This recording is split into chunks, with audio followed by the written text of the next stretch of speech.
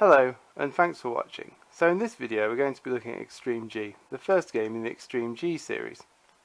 And Extreme G is a series of futuristic racing games based on motorcycles, racing and using weapons. And it's very similar to the Wipeout series or the F-Zero series.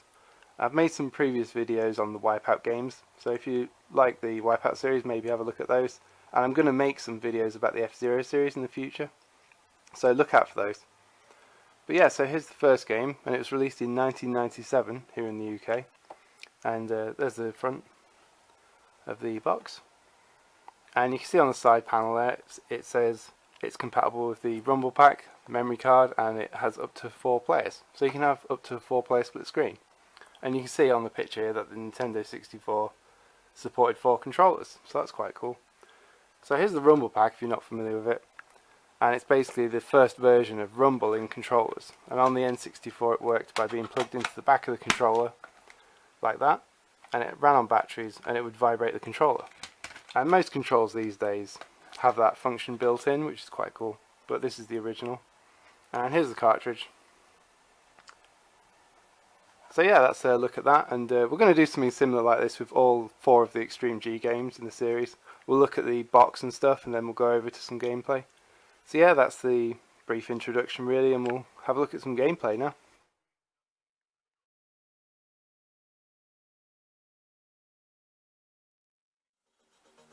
So here we go, Extreme G1, and it was published by Acclaim,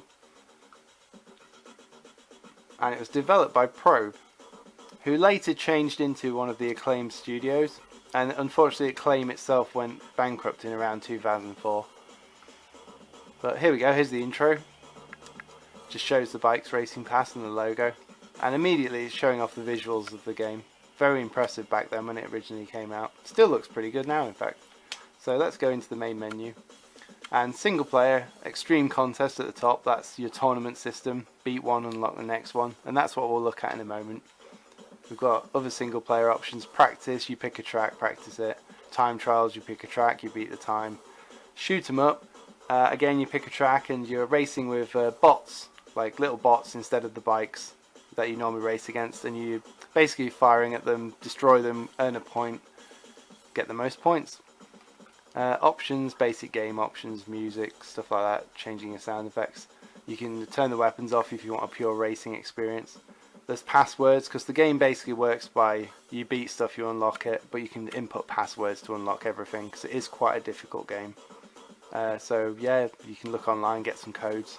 Multiplayer, loads of multiplayer options, because it does support up to 4 players, as I said in the intro. Head to head, it's just you guys, no computer opposition. Cup is basically a multiplayer version of the single player tournament. Flag game, you're racing along the track, there are flags littered on the track. You pick up the flags, the most flags wins the race. If you hit your opponents with weapons, they drop the flags. And Battle Arena is very similar to Mario Kart, how it has arenas instead of tracks you can pick, like these here. And you pick an arena, you fight on it, last one surviving wins basically. So let's go into Extreme Contest, and we'll pick Atomic, the first league. And we're going to go with Novice because it is a very difficult game. I'm not very good at this game, so please bear with me. I'm going to show it off, but I'm not very good at it. It's very difficult. And here we go, let's have a quick look at the bikes. Like I said before, you can unlock some more. And there we go. And I'm going to pick this one here. Now all the bikes have their own unique weapons, because in the game, I'll explain as we go. Here we go, let's try and get a boost start. I think if you get it in the red on the speedo on the bottom right there, you get a boost start. But yeah, I was saying about the weapons, so each individual bike has its own weapon that you have to begin with, and if I press the primary weapon button, you can see me firing off that green stuff, and that's this bike's unique weapon. And there is a laser weapon, pulse weapon and an XL weapon, and each bike has a different one of those. And then you also race along and you'll see the green haze, and you pick up weapon pickups, very similar to the Wipeout games. And I've got a mine right now, so I'll drop that. And yeah, so you've got your bike's set primary weapon, and then you pick up other weapons. Like here, we've just picked this one up. And this one's quite cool. It fires off like lasers either side of the bike. And your weapon sets range from missiles to heat-seeking missiles to mines and things, and mortars, stuff like that. And the glowing red sphere you see inside some of these green hazes, that's like replenishes your shields, as you can be destroyed if you're hit by enough weapons. So yeah, you see the bike in the middle of the screen there. You can change the view to interior like this, and it displays your weapon pickup on the right there. 2 exterior views. I tend to race with the exterior view. If you look in the bottom right, there's your speedo. Top left is your position, and underneath that is your nitro. And you have 3 of these, and I'll fire one off now. It just makes the game even faster. It's pretty cool. And you've got a tight turn button, which is power slide, I believe it's called. And that's kind of like the air brakes in F-Zero and Wipeout. Helps you to corner a little better. And you definitely need that on some tracks. I just fell off the track there. It will instantly respawn you, which is cool. I'm not sure if you'll be able to hear it, but there's a cool soundtrack to this game as well. It's got some good dance sounds. There's a mortar weapon. And yeah, the bottom left you can see your shield strength there. In the top of the screen it has a display that lets you know who's in front of you, who's behind you.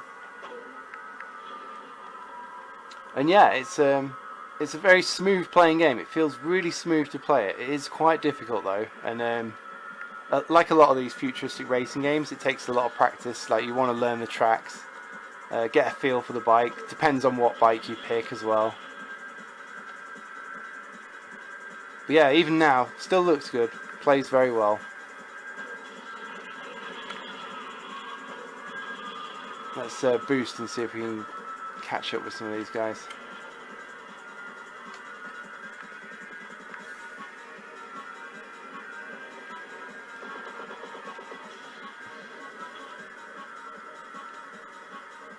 Ah, here we go.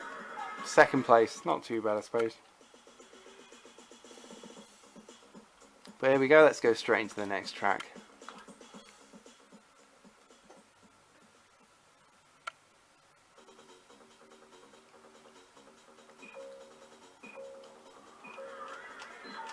So there we go.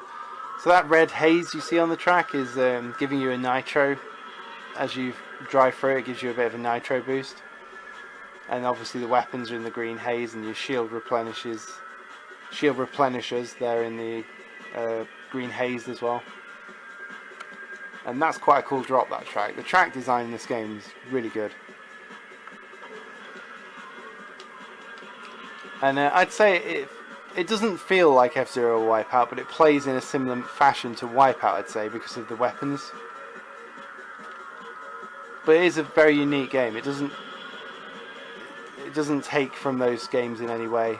It's got its own thing going on. And yeah, it's a lot of fun.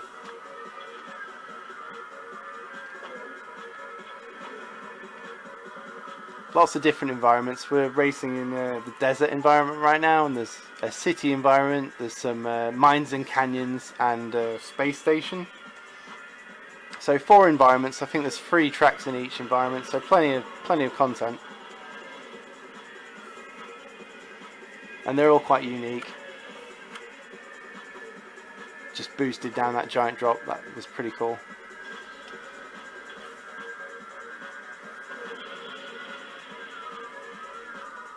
But yeah, so this beat a lot of other futuristic races to the market, like F-Zero and Wipeout on the N64. And yeah, it really did impress when it came out. It's quite a cool looking game, and it has 3 sequels, so it's fairly successful. Always reviews fairly well, somewhere in the 7 to 8 range usually. This game, when it was reviewed quite well. It was mentioned that it's quite a difficult game. And unfortunately, yeah, the studio that published these games has gone under. But I definitely think there's a place for this kind of game in the modern market. Like the Wipeout Omega collection came out, and it was #1 in the UK. People still like these kind of games, and yeah, I'd definitely like to see a modern version of Extreme G. I think it'd be very cool.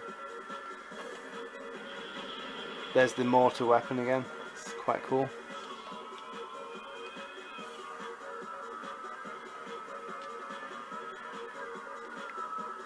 Let's see if we can finish this race and then get on to the next track.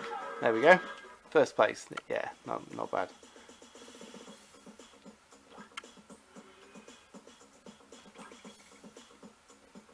There we go. Shows you the results after each race.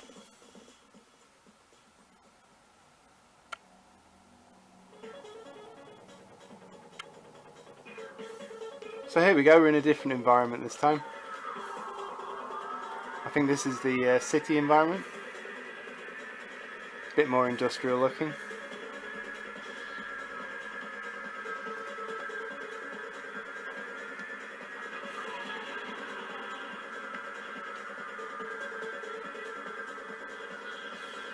And yeah, so the game visually is very stunning. I think it still looks pretty good.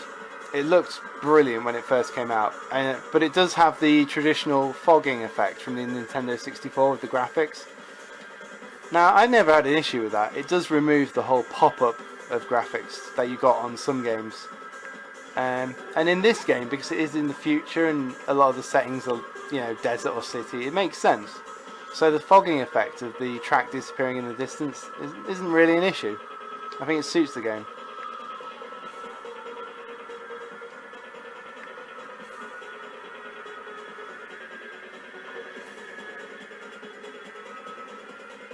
Well, there we go. That's a quick look at this track. Let's go over and look at something else now.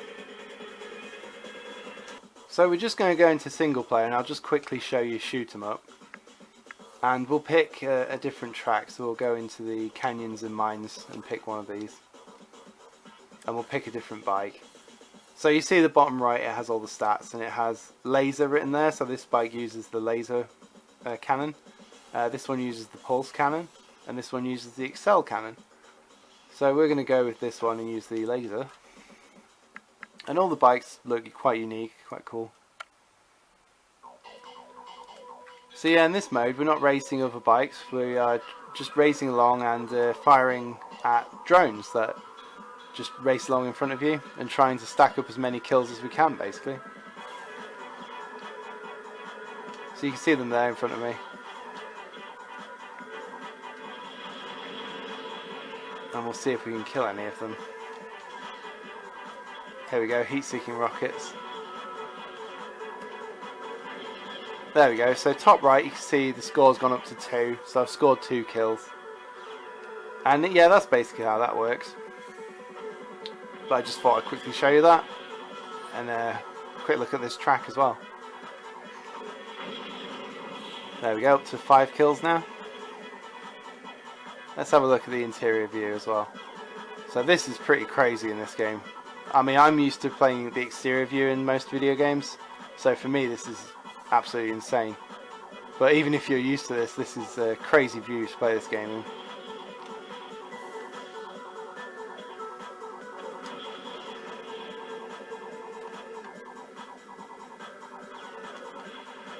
But yeah, there we go, that's a quick look at that. So we're just going to go into multiplayer here. I unfortunately don't have anyone with me to show you any multiplayer, but I will just briefly talk about it. So if we select flag game, and you can see how we set this up basically. So we just pick our track. You press start to join, and however many controls you press start on, it will set the screens up. So here's 2-player, and you can, if you're playing 2-player, you can use the left button here to split between vertical and horizontal, which is great because with racing games like this I always find vertical a bit better. You can see more of the track ahead. So even though I don't have anyone with me, I will load this up and you can basically have a quick look at what split screen looks like, because I do want to show it off. So here you go, this is how this looks, and this is the flag game. So I'm just playing on the left, so I'll just drive along a little bit and show you basically. So you see that red flag there, and here's another one. You pick them up and it counts in the top right how many you've got, and then obviously the other person playing can knock them out of you by using their weapons. But yeah, that's how that looks. That's what vertical split looks like. And like I say before, you can play up to 4 players, so obviously the screen will split accordingly. And yeah, let's drop out, and I'll reload this up with horizontal, and you can briefly have a look at that. So here we go. And I'll show you the battle arena in horizontal. So we'll just pick any old one of these. Like I say, these aren't tracks, these are actually arenas.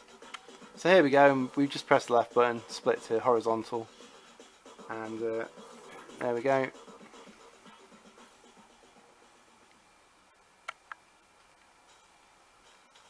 So yeah, you've got a little arrow there showing you where the opposition is, so you can find them and shoot them with some weapons. And this is what horizontal split looks like. It's fine, I guess, but as I said before, I think vertical works better with racing games in particular, because you can see more of the track ahead. And there's the other player, and you basically just battle in these arenas until they're defeated. But yeah, that's a quick look at horizontal split. Again, I'm sorry I don't have anyone with me right now to show you any actual proper gameplay of this, but I did want to show you what the split screens look like. So there we go, that's a quick look at that. Okay, so we're just going to go into practice mode and look at the last environment from the game, the space station environment, and we'll just pick the top track there. And let's be this bike here, why not?